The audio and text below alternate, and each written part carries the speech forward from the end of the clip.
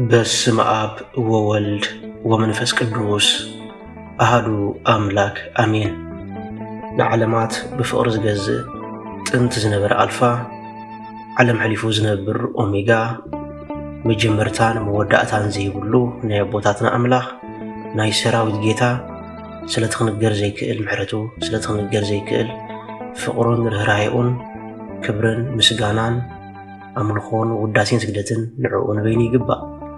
ንሱ ኣብ ተፀዋዓሉ ካብኡ ዘይትፈለ ቅድስተ ቅዱሳን ንጽሕተ ንጹሓን ኣብ ቁራሪተ መዓት ናይ ሓዲስ ኪዳን ኩርቤል ዝኾነት ኣዲና ቅድስት ድንግል ማርያም ነቲ ኣማናዊ ዝኾነ መግቢ ህይወት ነቲ ኣማናዊ ዝኾነ መስተ ህይወት ስለ ዝሃበትናን ዝወለደትልናን ወዳ ጎይታናን መድሓኒናን ኢየሱስ ክርስቶስ ብዘኽበራን ብዘፍቀራን መጠን ክብርን ምስጋናን ንዓይኹና ኩሎም መላእክት ነቢያት ሐዋርያት ጻድቃን ሰማዕታት እግዚአብሔር አምላክ ብዝሃቦም ክብርን ማዕርግን ዝኸበሩን ዝተመስገኑን ይኹኑ። ዝኸበርኩም ህዝበ ክርስቲያን ከመይ ቀኒኹም ከመይ ኣለኹም? አሜን። ስም ትልኡልን ሕያውን ዝኾነ እግዚአብሔር አምላክና በኣና ብድኹማት ባሮቱ ዝኸበረን ዝተመስገነን ይኹን። ናይ ሎሚ መዘራረቢ ኣርእስትና ብዛዕባ 9 መምርሒታት ህይወት ኣብዘን ዘለዋና ሓፀርቲ ደቃይቕ ክንርኢና እግዚአብሔር አምላክ ትምህርትና ይግለጸልና። እቲ ቀዳማይ መምርሒ ህይወት ገዛእ ርእስኻ ምዃን እዩ። ንነፍስኻ ምምሳል እዩ። ንሰብ ክትሕጉስ ኢልካ ዘይንስኻ ኣይትምሰል።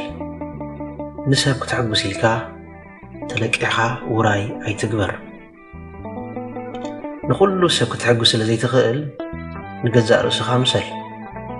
ኣብ ፀፅባሕ እተሃንጾ ጽቡቕ ስብዕናን ባህሪ ደኣ እምበር ሰባት ንኸድንቑኻ ሰባት ንኸንጨብጭቡልካ ሓይልኻ ኣይትወድእ።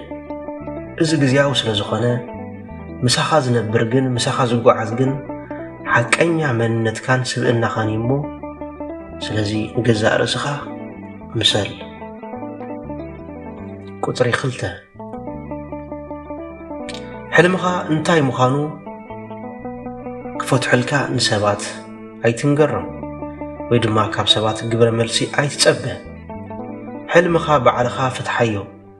ሕልሚ ዝፍትሓ ድማ ኣበርቲዕኻ ምስ እትፅዕርን እትደክምን ሽዑ ሕልምኻ ጋህዲ ኮይኑ ክፍታሕ እዩ።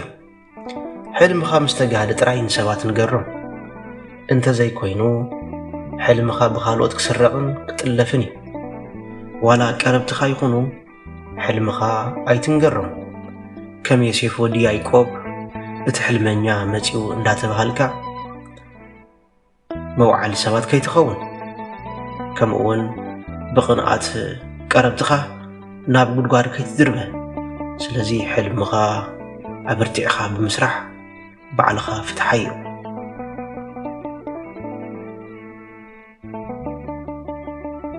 ቁጥሪ 3 ካብ መርዛማት ሰባት ረሓቕ።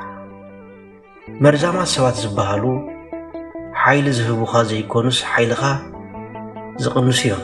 ካብዚኣቶም ኣዝኻ ርሓቕ። ካብ ጥቕሞም ጉድኣቶም ስለ ዝበዝሕ ናትካ ዕቤት ዘይኮነ ናትካ ውድቀት እዮም ዝምነዩ። መታን ኣጸቢቖም ከይጎድእኻ ካብ ከምዚኣቶም ሰባት ረሓቕ። እቲ ክፉእ ዝኾነ ናይ ጸልማት ሕንዚ ከይተፍኡልካ ብእዋኑ ገለል በል።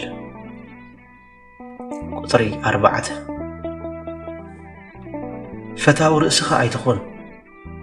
ካብ ዘለካ ነገራት ብዓቕምኻ ካባኻ ንዝትሕቱ ሰባት ኣካፍል።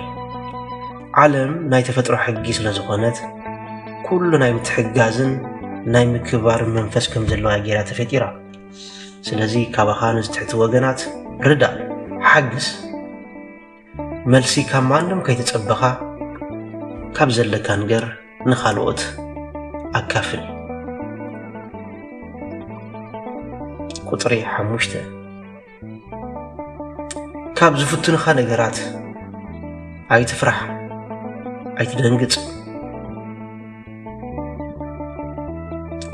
ኩሉ ግዜ ብተደጋጋሚ ኣብ ህይወትካ ንዝመፁ ነገራት ኣብ ህይወትካ ንዝኽሰቱ ነገራት ግጠሞ ወይ ድማ ከም ርድኦ ሲድካ ብእዋኑ ምስኦም ተገላገል። ስለምንታይ ኣብ ህይወት ኩሉ ግዜ ብተደጋጋሚ ይፍጾም ኢልካ ኣይትሕዘነሎም። የገዳስ ከም ርድኦ ሲድካ ተቐበሎ። በዚ መንፅር ግና ብዙሓት ዘይተዓጽዉ ናይ ተስፋ መገድታት ከም ዘለዉ ፈሊጥካ በቶም ክትቕይሮም ዘይትኽእል ኩነታት ኣይትተሓለል። ምኽኣል፣ ምጽዋር፣ ትዕግስቲ መፍትሒታት ናይዞም ነገራት እዚኣቶም ስለ ዝኾኑ ኣበርቲዕኻ ጸዓሉ። ቁጥሪ 6 ሓድሽ ነገር ካብ ምምሃዝን ምትግባርን ዘይምህዳ። ንስኻ ክቡር ፍጥረት ኢኻ። ክሳብ ኣብ ህይወት ዘለኻ ብዙሕ ነገር ክትልውጥ ትኽእል ኢኻ። ስለዚ ንሓድሽ ፈጠራን ምህዞታትን ናይ ናብራ ዘይብን ስልጣኔታትን ዘይምፍራሕ ከምቲ ኣቦታትና ዝብልዎ ሃይማኖት ከም ኣቦታትና ስልጣኔ ድማ ከም ዓለምና ብዝብል ጭርሖ ሒዝካ ንዝሓሸ ናብራ፣ ንዝሓሸ ምሕደራ፣ ንዝሓሸ ኣተሓሳስባ ካብ ምፍራሕ ተቆጠብ። ቁጥሪ 7 ንኹሉ ነገራት ክትቆጻጸር ግዜኻ ይተባኽን። እከለ ብዛዕባ እንታይ ይሓስብ? እዛ ጉዳይ እዚኣ ኣነ ክህልዋ ኣለኒ፣ ኣብ ኩሉ ክርአ ኣለኒ፣ ኣብ ኩሉ ክህልለኒ ኣይትበል። ሰባት ዓቕምናን ክእለትናን ድሩብ ስለ ዝኾነ ኣብቲ ከነድምዓሉ እንኽእል ነገር ጥራይ ኣተኪርና ንስራሕ። ንሱ ንዓና እኹል እዩ። ኣብ ዓለም እቶም ዕዉታት ሰባት ዝበሃሉ ነቲ ክሰርሕዎ ዝደልዩ ነገራት ትኹረትን ግዜን ዝህቡ ሰባት ጥራይ እዩ። ስለዚ ኣብቲ ክትዓሞ ትኽእል ኣተኩር። ቁጥሪ 8 ንጽባሕ ትብሎ ነገር ክህልወካ ይግብኦን። ጽባሕ ናይ ባዕላ ኣጀንዳ፣ ናይ ባዕላ ስንክሳር ኣለዋ። ኣብ ጽባሕ እርግጸኛ ክትከውን ስለ ዘይትኽእል ኣብዛ ሓፀር ህይወት፣ ኣብዛ ሓፃር ናብራ ንጽባሕ እትብሎ ነገር ኣይሃልኻ። እቲ ክትገብሮ ትኽእል ነገር ሎሚ ግበሮ። ቁጥሪ 9 ብስንፍናኻ ናብ ህይወት ሕማም ኣይተምጽእ፣ ናብ ህይወት ሕማም ኣይተዓድግ። ንግሆ ተንሲእኻ ጸሎት ኣብጽሕ። እንተኽኢልካ ናይ ኣካል ምንቅስቓስ ኣዘውትር። ኩሉ ነገር ክህሉ ዝኽእል ንስኻ እንተሃሊኻ ጥራይ። ስለዚ ብስንፍናኻ ኣእሙሮኻ ኣይትበርዝ። ብስንፍናኻ ከም ኣልማዝ ክቡር ዝኾነ ግዜኻ ተጠቐመሉ፣ ድሓር ከይትጠዓስ።